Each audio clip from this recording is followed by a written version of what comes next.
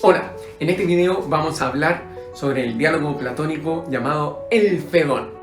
El escenario que nos presenta este diálogo consiste en una conversación entre Sócrates y sus discípulos. Lo interesante es que presentan a Sócrates encarcelado, pronto a morir ejecutado, pues había sido condenado a pena de muerte, y sostiene una conversación sobre la inmortalidad del alma. Antes de decir cualquier otra cosa, es necesario hacer dos aclaraciones preliminares. La primera, el diálogo del Fedón no se trata de una argumentación sobre la existencia del alma. Esto va a ser dado por supuesto, sino sobre su inmortalidad. Así, la pregunta que atraviesa el Fedón va a ser: ¿tenemos buenas razones para pensar que el alma sobrevive la muerte del cuerpo? Y más importante, ¿tenemos razones para considerarla inmortal?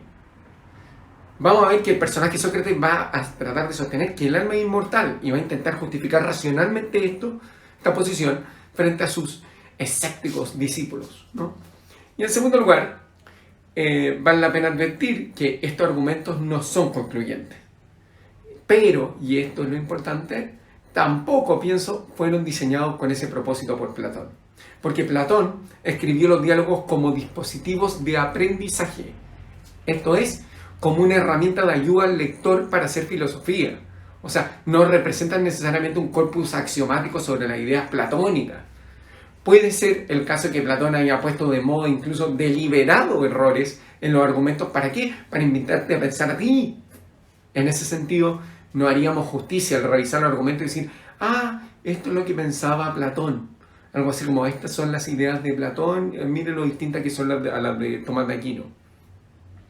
Además, que cada uno de los tres argumentos tiene un propósito distinto. Así, el primero va a querer reivindicar la idea de reencarnación sucesiva del alma inmortal. El segundo, en cambio, la preexistencia del alma al cuerpo y que es capaz de captar ideas eternas. Y el tercero, en cambio, el hecho de que al ser el alma afín a las ideas, es igualmente eterna. O sea, no se destruye. Por último, decir antes de revisar los argumentos que estos argumentos a favor de la inmortalidad del alma son muy importantes. ¿Por qué? Bueno, entre otras cosas porque son probablemente los primeros testimonios que tenemos en la filosofía griega para intentar probar que esa entidad que llamamos alma es inmortal. Ya, vamos entonces con el primer argumento. El primer argumento le vamos a llamar de la ciclicidad del cambio. ¿De qué se trata? Platón va a sostener, en voz del personaje Sócrates, la tesis de que la cosmología es cíclica. Esto es, que las partes son reusadas. O sea, las cosas vienen a ser de partes ya existentes. El cadáver de uno es alimento de otros. Es la misma materia que va adquiriendo nuevas formas. Bueno, y nosotros tenemos una composición. Somos un alma encerrada en un cuerpo. Un alma, una parte, un cuerpo, una parte que es compleja porque tiene órganos compuestos de tejidos, ellos de moléculas, estos de átomos, estos de electrones, protones, neutrones y así sucesivamente, ¿no? Lo importante es que el alma es una parte al igual que nuestro cuerpo y como tal entraría en este ciclo, el ciclo sin fin, por lo que continuaría existiendo una vez que las partes de nuestro cuerpo se descompusieran. Para entender este argumento, dividámoslo en 4 grandes pasos. El primero, el término final de un cambio, va a pensar Platón, tiene que ser diferente al inicial. Porque si no fuera así, no podría decirse siquiera que efectivamente se ha producido un cambio. ¿Cómo obvio esto? O sea, ¿cómo podrías decir yo que se ha producido un cambio si el término inicial y el final son idénticos? No se podría. O sea, para que algo llegue a ser grande, va a pensar Platón, tiene que antes ser, primero ser pequeño y viceversa, ¿no? Lo mismo vale para todas las demás parejas de contrarios, tal como lo bello y lo feo, lo justo y lo injusto, etc., etc. Así, la estructura lógica elemental de un cambio, va a pensar Platón, es la siguiente: A deviene en B, donde B no es A, o sea, es contrario, es no A.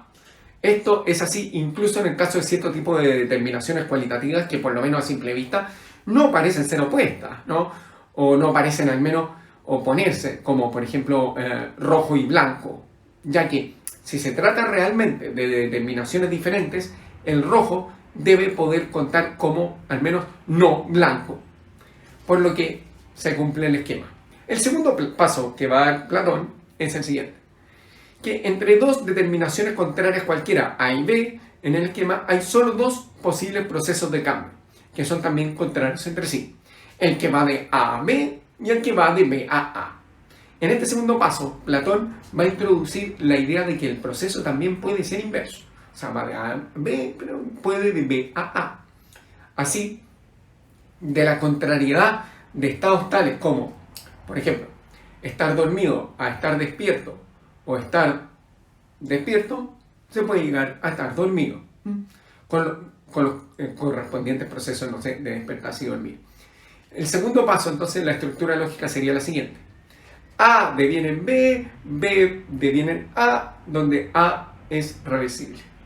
El tercer paso es que en el caso particular del ser vivo, del estar vivo, el contrario correspondiente es estar muerto. Y los procesos que van de uno a otro contrario son el de nacer o llegar a estar vivo y el de morir o llegar a estar muerto. Dicho de otra manera, este esquema se aplica también al nacer o al morir, y al morir y al nacer. O sea, si este proceso descrito en los pasos 1 y 2 se aplica a todos los procesos del mundo, se va a preguntar Platón, ¿por qué no habría de aplicarse también a estar muerto y a estar vivo, pues, compadre? Cuarto paso: hay seres que han nacido y están vivos. Ajá. Y hay seres que, estando vivos, en un momento posterior dejan de estarlo y mueren.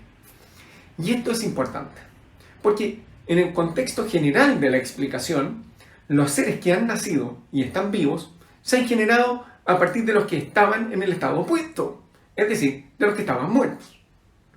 En fin, lo que trata de probar Platón es el argumento de los contrarios. Por lo mismo, habría que asumir que los seres que han nacido y están vivos se han generado a partir de los que estaban en el estado opuesto, esto es, muertos, y viceversa. Y que los seres que mueren y llegan a estar muertos son los mismos que antes estaban vivos. ¿Se ve? Ahora, la generación en el sentido de un alma que entra en un cuerpo es entendida por Platón, esto, el alma, una parte que entra en un cuerpo, otra parte, en el contexto del Fedón va a ser entendida como un revivir o renacer. Es como si estuviera diciendo, mire, el alma cuando entra al cuerpo, bueno, ahí renace, ahí está verdaderamente viva, porque da lugar a la existencia a un ser cuando se vuelve a meter, ¿no? Ya, pregunta, ¿funciona el argumento? Bueno, depende muy fuertemente del recurso del principio según el cual los contrarios se generan siempre los unos de los otros. Tomado esto en un sentido amplio, este principio resulta, por una parte, trivialmente verdadero. ¿Por qué uno diría? Mire, porque es trivialmente verdadero que si se registra un cambio del ítem A en el proceso que va del instante 1, T1, al instante 2, T2, el ítem A no puede ser idéntico en T2 a como era en T1. Porque si ese fuera el caso, no habría nada que me permitiera a mí decir que se ha producido un cambio. Entonces se trata de una tesis trivialmente verdadera. Ahora bien, y por otra parte, y esto es muy importante, una de las debilidades, a mi modo de ver, importantes del argumento, es que no toda relación de oposición corresponde sin más al caso de lo que puede llamarse una contradicción. En sentido estricto, hay casos en que la oposición no se da simplemente entre dos determinaciones que son opuestas o contrarias a simple vista. También hay cierto tipo de determinaciones intermedias entre ambos extremos de la contrariedad. Pongamos un ejemplo para entender esto. Un proceso de cambio, ¿no? Una persona es morena cuando joven y canosa cuando viejo. El punto es que si bien estas dos determinaciones son radicalmente diferentes y podemos llamarlas verdaderamente opuestas o contrarias, sin embargo, el paso de moreno a canoso no es un paso instantáneo, por así decirlo. Hay ciertos puntos intermedios en el proceso de cambio. Hay un momento, no sé, porque empieza, uy, una cana, uy, después me empiezo a peinar las canas y después ya el pelo es totalmente canoso. ¿Se ve? El asunto y la debilidad es que si bien hay determinaciones que no dejan espacio para determinaciones intermedias, por ejemplo, finito e infinito, hay otro tipo de determinaciones como gordo o flaco, moreno o canoso, que sí dejan lugar para la existencia de correspondientes determinaciones intermedias.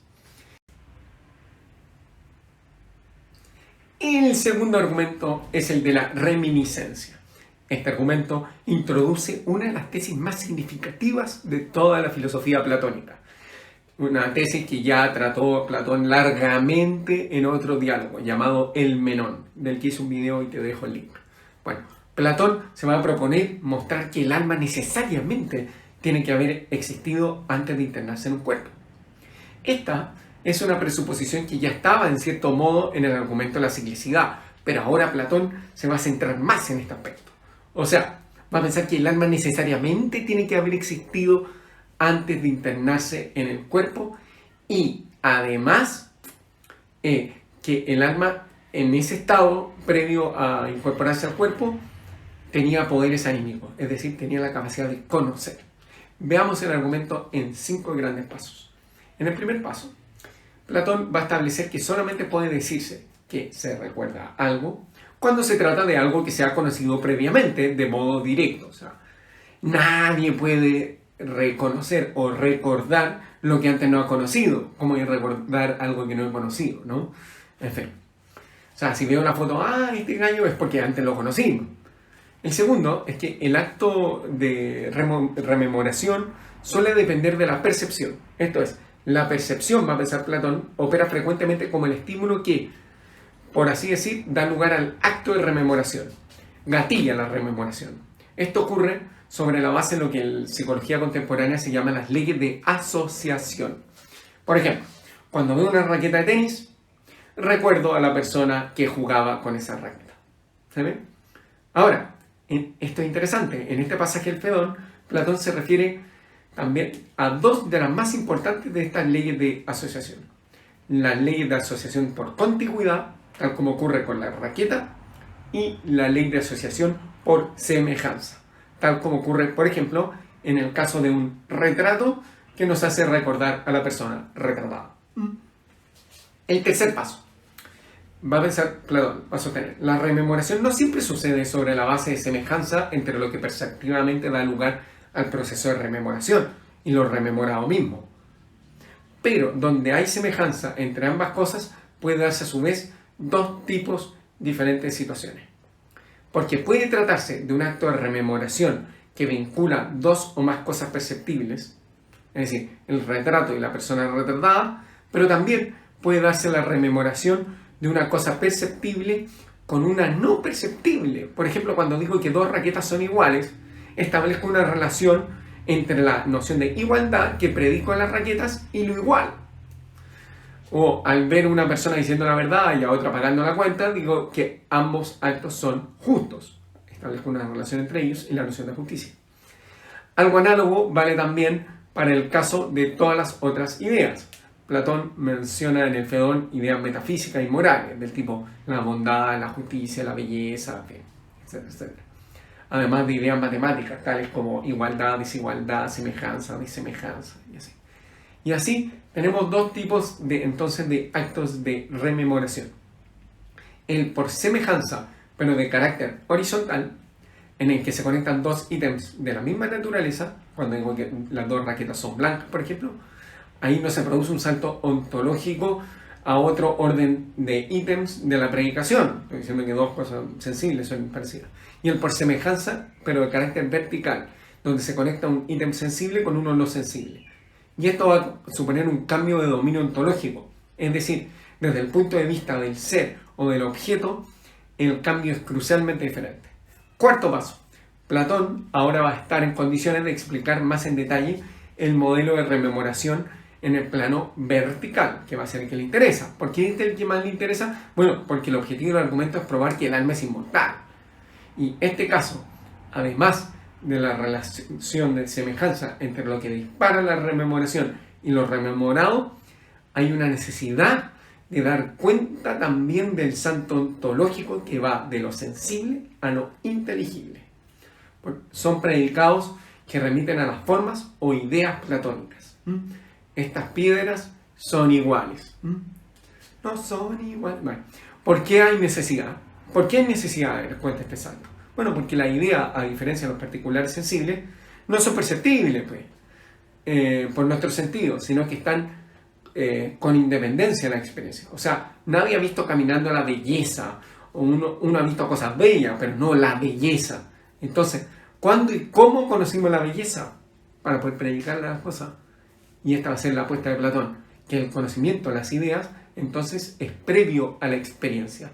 De hecho, previo a la vida. No son producto de la experiencia. No son una generalización de instancias particulares. La suma de infinitos no da infinito. Por ejemplo, si ponemos nuestra atención en la igualdad, caeremos en la cuenta de que igual, en la vida, en la experiencia sensible, no hay nada. De partida, dos raquetas iguales están en otra instancia espacio-temporal, tienen diferente iluminación, ángulo de apreciación, distinta materia, o sea, son numéricamente distintas, y del así como mismo tamaño no son, porque de hecho a cada rato van ganando o perdiendo electrones, por lo que cambian de tamaño constantemente, aunque eso no sea fácilmente perceptible. Por lo que no es desde la raqueta, mediante una suerte de inducción, que llego a la idea de igualdad, sino que gracias a la idea de igualdad logro dar una cierta relación a dos ítems particulares sensibles distintos.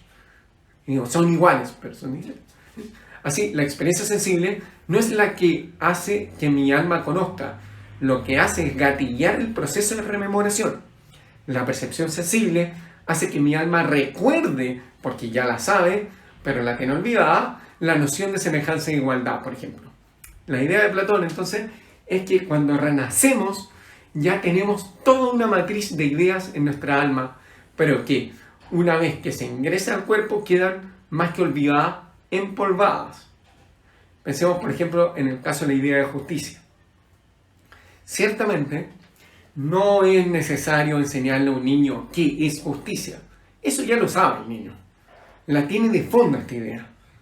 De hecho, basta que a un niño le den sin razón más postrarle en mano y automáticamente va a olfatear que hay algo mal en el asunto. No va a saber que eso se llama justicia, va a decir, mira, que no sé cómo se llama eso.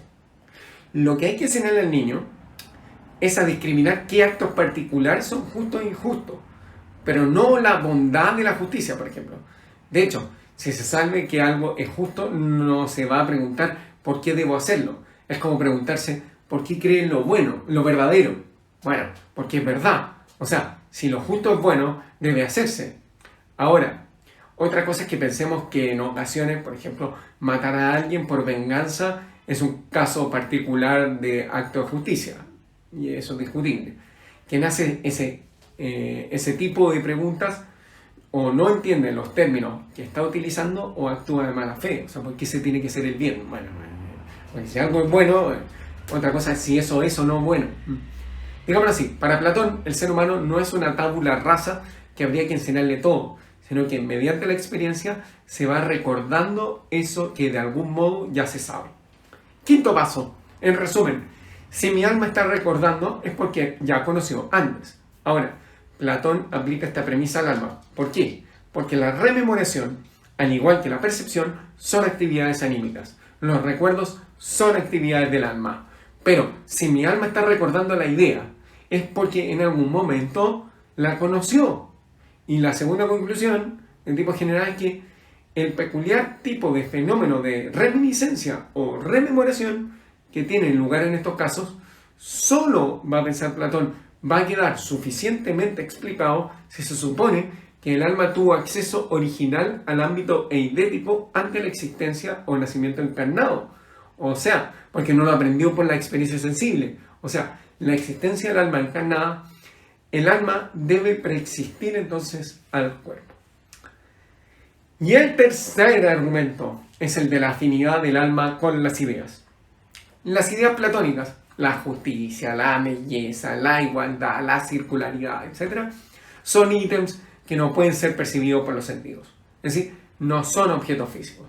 Nos encontramos con individuos más o menos justos o cosas más o menos circulares, pero nunca nos vamos a encontrar con la justicia o la igualdad. Uy, mira, ahí viene la igualdad. Así, caminando por la calle. El alma, al igual que las ideas, tampoco es perceptible sensitivamente.